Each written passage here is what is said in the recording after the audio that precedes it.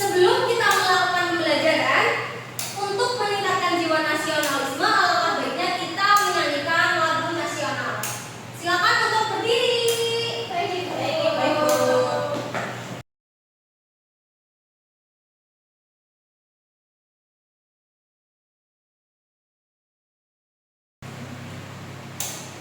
Nah, pada pagi hari ini kita akan mempelajari tentang bab 8.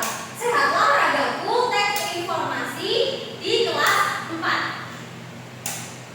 Nah, tujuan pembelajarannya yaitu melalui kegiatan menyimak video teks informasi peserta didik dapat mengidentifikasi isi informasi dari suatu teks dengan benar. Nanti kalian akan mengidentifikasi apa sih isi dari teks informasi tersebut, informasi apa saja yang kalian dapatkan.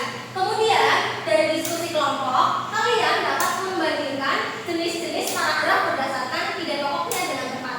Bisa jenis-jenis paragraf yang ide pokoknya di awal atau di akhir, atau di awal dan di akhir. Jadi di sini Ibu akan menampilkan sebuah gambar. Nah, perhatikan gambar di sebelah kanan Ibu. Diperhatikan dulu. Sudah?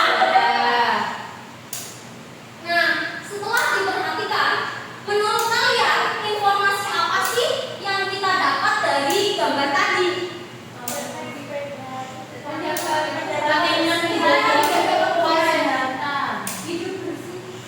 Ya, pentingnya menjaga kebersihan, pentingnya hidup bersih. Nah, tadi dari gambar tersebut, grafis tersebut termasuk dari informasi. Nah, teks informasi adalah teks yang memberikan suatu pemberitahuan informasi, bisa kesehatan atau tentang cita-cita kalian ingin menjadi pilot. Nah, informasi dari grafis tersebut nanti gimana sih cara menjadi pilot. Nah, kemudian penjelasannya yaitu tentang sesuatu kepada pembaca berdasarkan fakta yang benar-benar terjadi. Jadi teks informasi itu bukan termasuk teks khayalan, tapi teks fakta yang sebenarnya. Teks ini bertujuan untuk memberikan pengetahuan atau informasi yang bermanfaat dapat dipercaya kebenarannya. Jadi teks informasi tadi itu bertujuan untuk memberi kalian pengetahuan dan informasi yang belum kalian ketahui. Nah, apa saja sih ciri-ciri teks informasi? Ada yang mau baca? Saya. Ya, silakan Mbak Irma. Mbak Irma. Ciri-ciri teks informasi. 1. Ceritanya nyata yang bisa dibuktikan kebenarannya. 2. Sifat katanya denotatif atau dengan makna sebenarnya. 3. Ditulis berdasarkan pengamatan atau penelitian. 4. Menggunakan bahasa yang jelas dan mudah dipahami. Ya, terima kasih. Nah, jadi ceritanya nyata dan bisa dibuktikan kebenarannya. Tadi contohnya apa dari grafis tersebut? Pentingnya menjaga Kesehatan. Itu kan caranya nyata dibuktikan dengan kebenarannya. Caranya gimana sih untuk menjaga kesehatan? Kemudian sifat katanya bermakna sederhana. Jadi dari teks tadi maknanya mudah dipahami oleh kalian. Kemudian ditulis berdasarkan pengamatan. Jadi fakta nih, nggak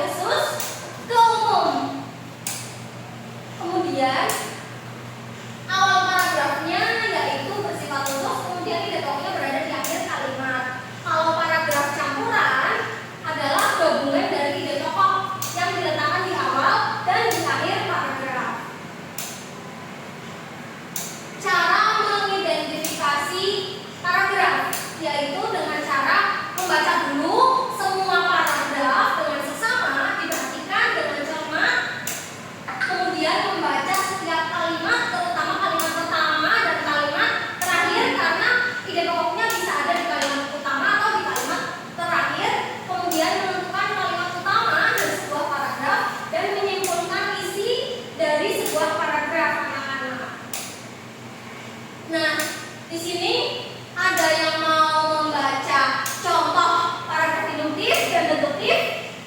Silakan Nara.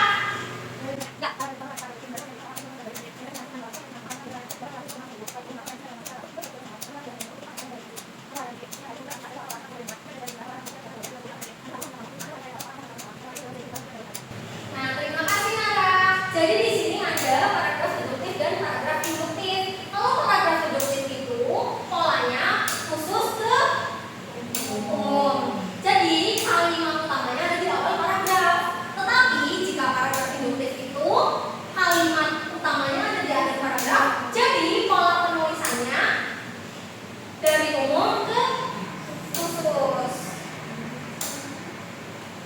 Nah, di sini ada contoh paragraf campuran. Ada yang mau membaca contohnya? Ya, Puji, silakan Puji.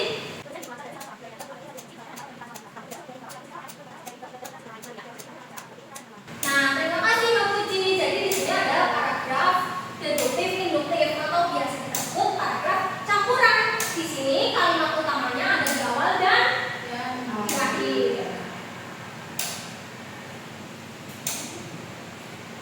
Nah, setelah ini kita akan mengerjakan kuis. Perhatikan baik-baik ya anak-anak. Baik, Ibu. Nah, lewat dorong.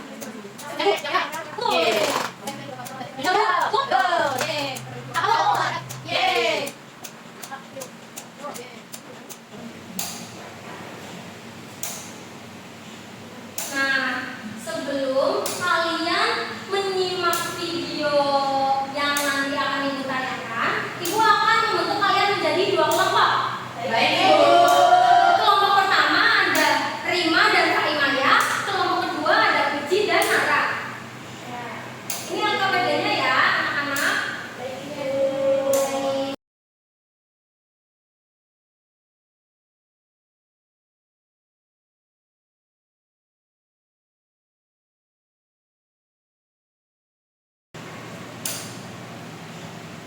Nah, berhubung lembar kerja kalian sudah Ibu bagi, silahkan dikerjakan ya anak-anak. Baik, Ibu. Ibu ini bagaimana ini dulu? Ada yang kesulitan? Wah, ini bacanya Ibu. Iya. Apakah kalian sudah selesai? Sudah. Siapa yang mau maju? Saya. Kelompok satu dulu baru kelompok dua. Baik.